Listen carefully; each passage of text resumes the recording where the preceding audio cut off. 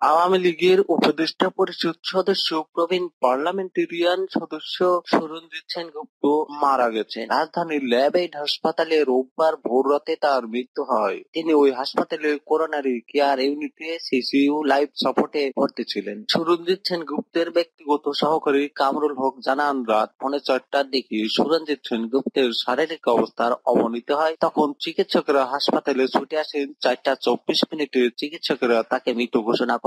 বৃহস্পতিবার অসুস্থ বোধ করলে শুক্রবার সকালে তাকে ল্যাবএইড হাসপাতালে ভর্তি করা হয়। তার ফুসফুসে রোগ ধরা পড়ে। শনিবার সন্ধ্যায় তার অবস্থার অবনতি হয়।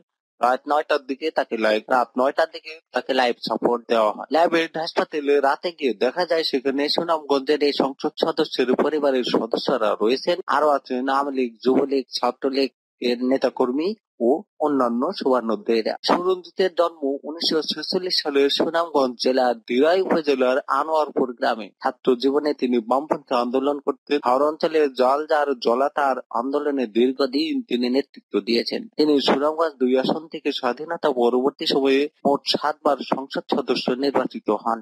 এর আগে 70-এর নির্বাচনেও তিনি প্রাদেশিক পরিষদের সদস্য নির্বাচিত হয়েছিলেন। প্রবীণ পার্লামেন্টেরিয়ান সদস্য ঢাকা বিশ্ববিদ্যালয় থেকে অনার্স ও মাস্টার্স পাশ করেন। পরে এলএলবি ডিগ্রিও সম্পন্ন করে আইন পেশায় নিযুক্ত হন। 90-এর দশকে সুরঞ্জিত আওয়ামী লীগে যোগ দেন। এর আগে তিনি ন্যাশনাল আওয়ামী পার্টি ও একতা পার্টির সঙ্গে ছিলেন। 2008 সালে আওয়ামী লীগ ক্ষমতায় আসার পর রেলমন্ত্রী নিযুক্ত হন। যদিও সহকারী অর্থ কেলেঙ্কারির ঘটনায় তিনি কালোবিড়াল বনে যান এবং পরে পদত্যাগ করেন। তবে প্রধানমন্ত্রী সেই পদত্যাগপত্র গ্রহণ না করে তাকে দপ্তরবিহীন মন্ত্রী হিসেবে করে রাখেন। 1996 সালে তিনি প্রধানমন্ত্রীর সংসদ বিষয়ক উপদেষ্টা হিসেবে দায়িত্ব পালন করেন।